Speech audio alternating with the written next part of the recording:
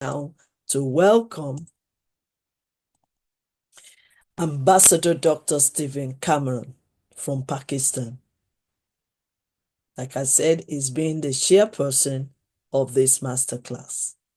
Dr. Stephen Kamran, the Vice President of YYCI, Pakistan, Y.Y.C.I International Ambassador of Pakistan, and Advisory Board member, speaker, and trainer. Dr. Stephen Kamran is a distinguished professional with a diverse background spanning banking and medical science, leadership training, life coaching, and Christian ministry. Dr. Kamran has an extensive career in the banking sector, amazing over 12 years of experience. He served as MCB Bank, advancing from one level to another level. He then continued his tenure as AVP at a senior bank. He also holds a master's in business administration with major in marketing and finance from Lagos School of Economics. He's also completed CA Module A from ICAP and holds B.com from Buja University. He has undergone professional training, including a presentation skills training course and a computer course practical training.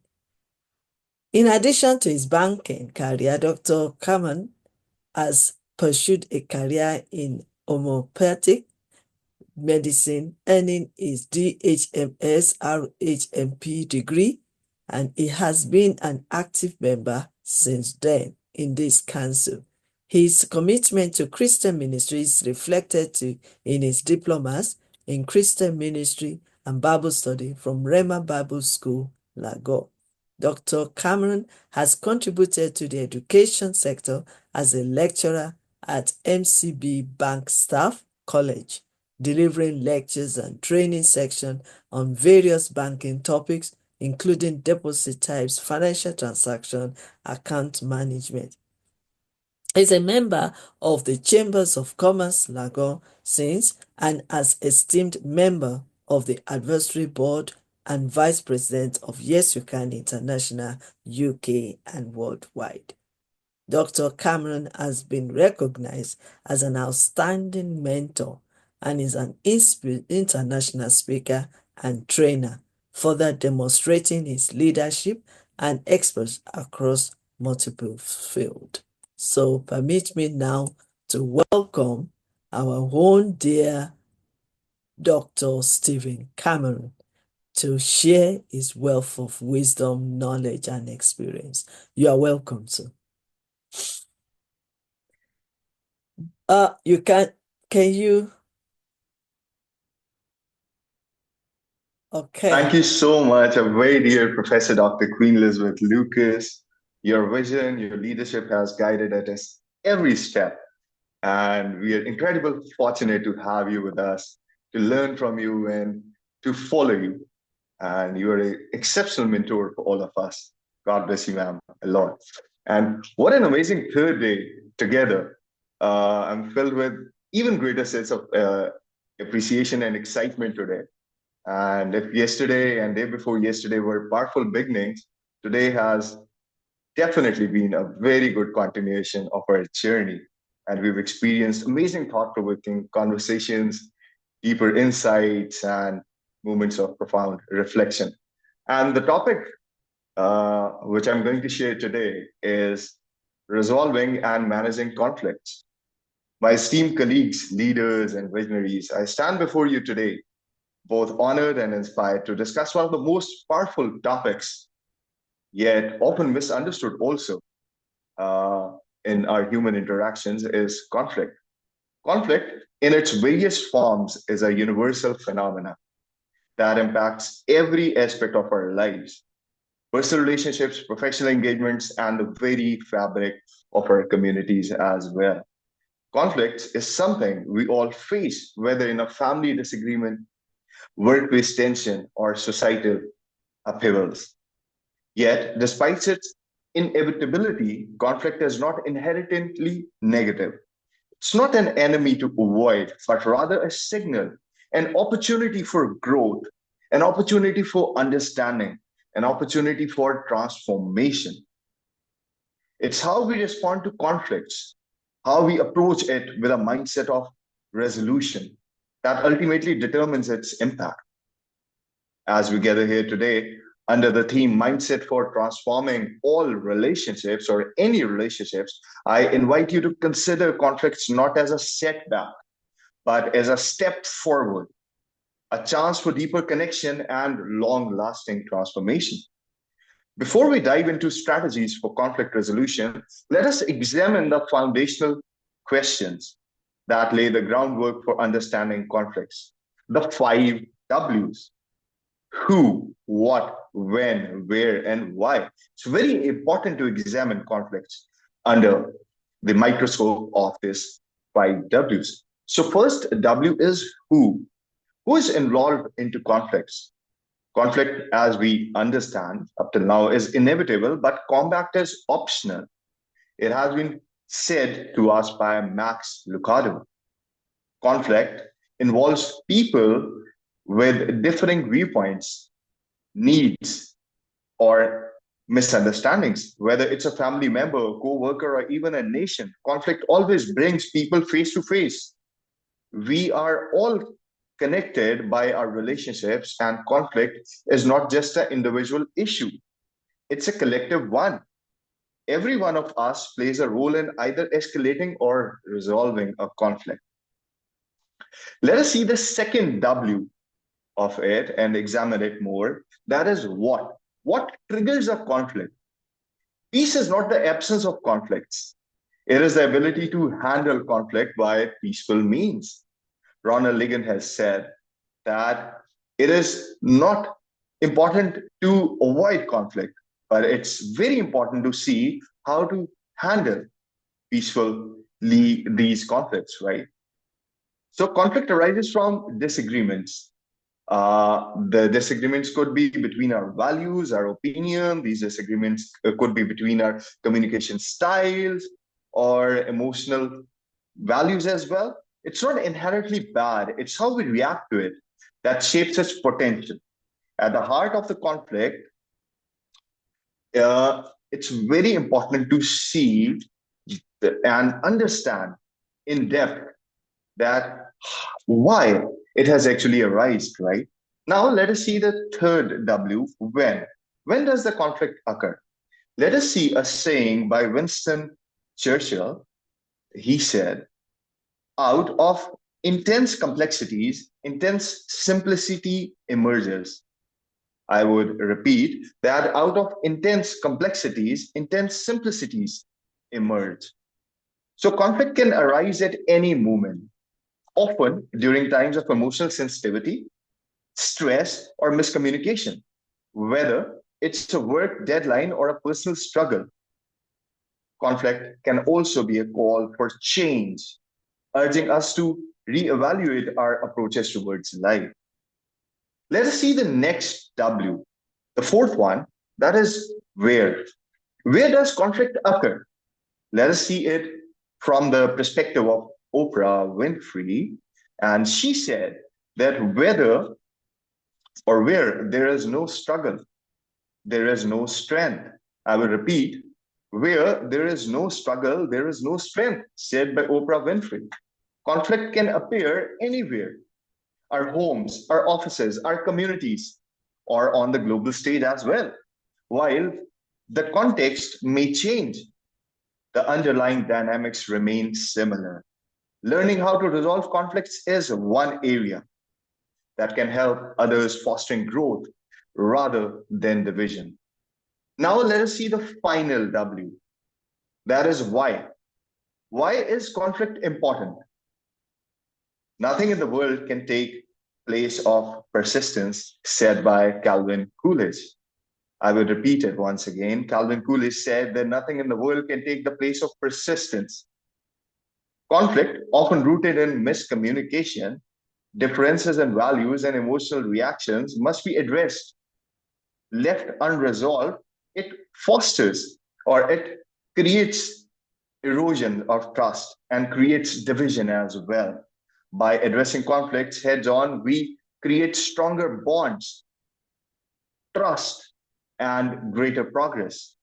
Conflict resolution is not just a skill, it's a responsibility. It's a collective responsibility of each and every person in a family, in an organization, in a community. Now, let's see that let's see the conflicts from a different perspective. Let us check it from an analysis that is known as a pest analysis, that political, economical, social, and technological analysis, the pest analysis. Now, let us dissect it further, that what could be the best impact of a conflict. When we discuss conflict resolution, it's important to understand the broader context in which conflicts occur. Conflicts are influenced by political, economic, social, and technological factors as well. So, first, the political impact. Unresolved conflicts lead to instability and unrest. However, resolving conflicts diplomatically fosters trust and stability. Nelson Mandela, his efforts to end apartheid nations through negotiations and reconciliation shows that how effective conflict resolution can transform a nation and inspire global peace. Next is the economic impact of the conflict resolution. Unresolved conflicts hurt productivity. It disrupts business growth as well. So companies that address conflicts constructively see up to 30% more productivity and 50% less turnover of the employees. So they can retain the employees as well as they are more productive. 30% more productive and 50% less drainage of the employees. So this demonstrates that conflict resolution is key to long-term economic success. Now, the social impact of the unresolved conflicts. Unresolved conflicts contributes to division, inequality, but resolving conflicts will bring in, peace. With empathy, we can bring communities together. Gandhi's, who is a very famous leader, Gandhi's non-violent approach during India's independence struggle is a perfect example of how peaceful conflict resolution can unite a nation. Finally, the technological impact. Technology can sometimes amplify conflict, but it can also be used to resolve it.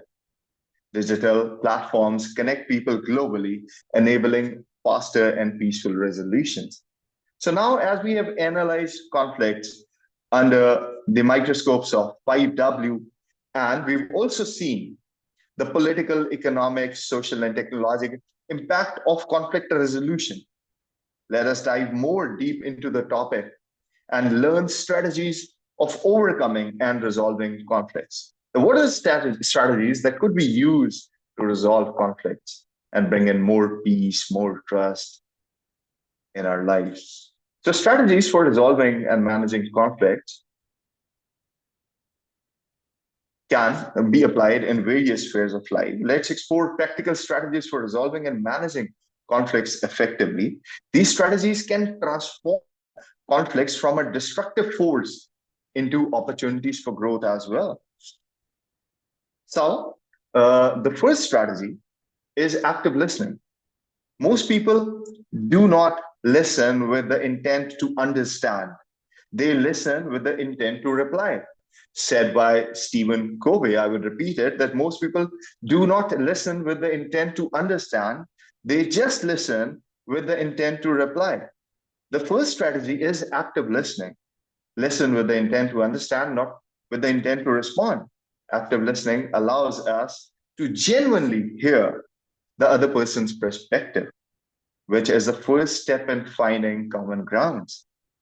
Example of it is in a family disagreement, instead of preparing with rebuttals, listen intently. Reflect what you hear to ensure understanding. We can say that I hear that you feel hurt, but my actions, and I can understand why you feel hurt. It is so important to use such kind of phrases, such kind of lines. So the second strategy is stay calm and regulate emotions. Albert Einstein, who is a very famous scientist, he said that in the middle of difficulty lies opportunity. So in times of conflict, emotions can emotions can cloud judgment. In times, we at that times use breathing exercises, take a break if needed to calm down. Before responding, take a moment to collect your thoughts. Emotional regulation is key to approaching the situation with clarity and fairness. The third strategy is also very important, that is empathy. We use the word again and again, and let's see that, what is the meaning of empathy. So the third strategy is empathy and understanding. So John Hancock said, the greatest ability in business is to get along with others and influence their actions. I will repeat that the greatest ability in business is to get along with others and influence their actions. So empathy is a transformative tool. Put yourself in the other person's shoes. It's very important to place yourself at the position of others. This allows both parties to feel heard and valued, reducing tension and creating space for collaboration. Now, let us see the fourth strategy. Seeking a common ground is very important, and this is the title of the fourth strategy. So, Stephen Covey has said that first seek to understand, then to be understood. Rather than focusing on differences, seek common grounds, identify shared goals, create a foundation for trust, allowing for a resolution that benefits everyone. We have to create benefits for everyone. The fifth strategy here is set clear boundaries.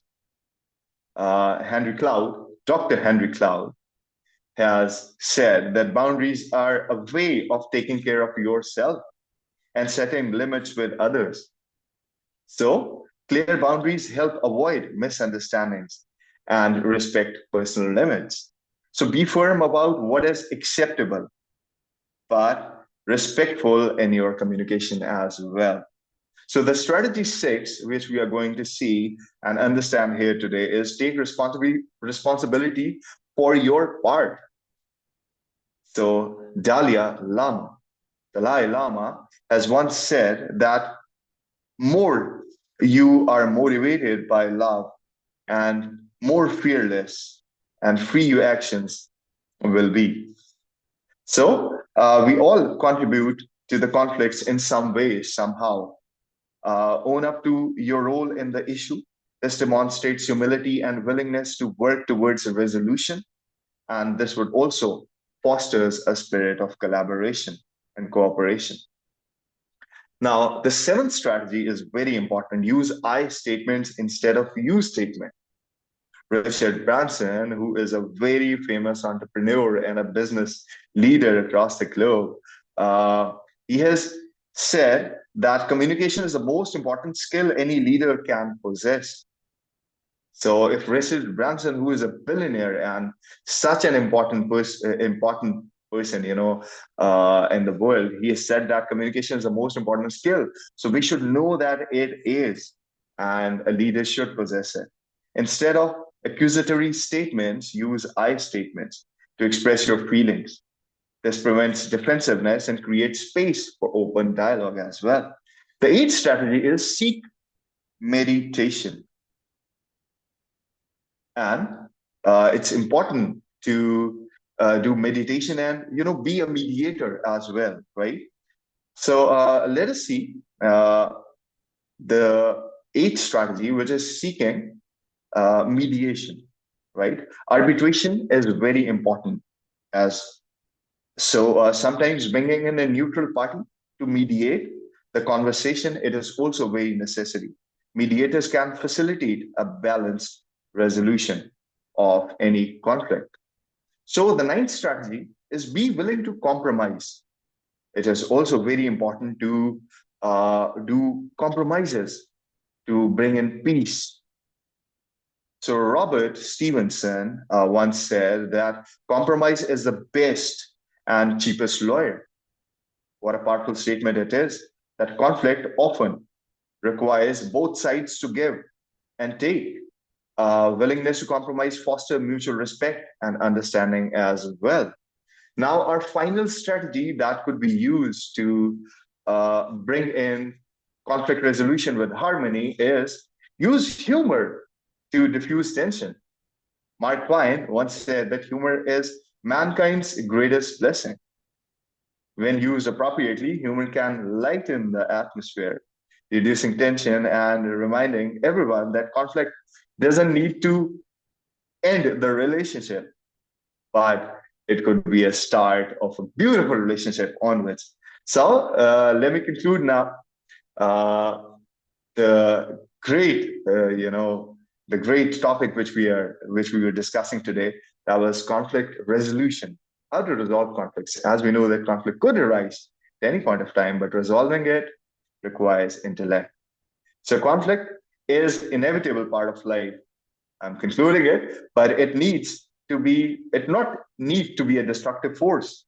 By approaching conflict with a mindset of resolution, we can transform even the most challenging situation into opportunities for growth. Conflict is a doorway, not a wall. Let us learn to work through it with grace, with compassion, and with understanding. Thank you, everyone, for your time, for your commitment to create the world a better world and a world where we should not see conflicts, but we should see peace, great relationships, and humanity everywhere. Thank you so much, everyone. Thank you.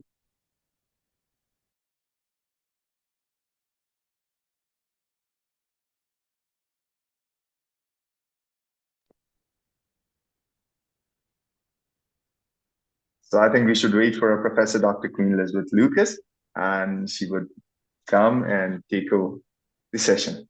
Thank you so much, everyone. God bless you.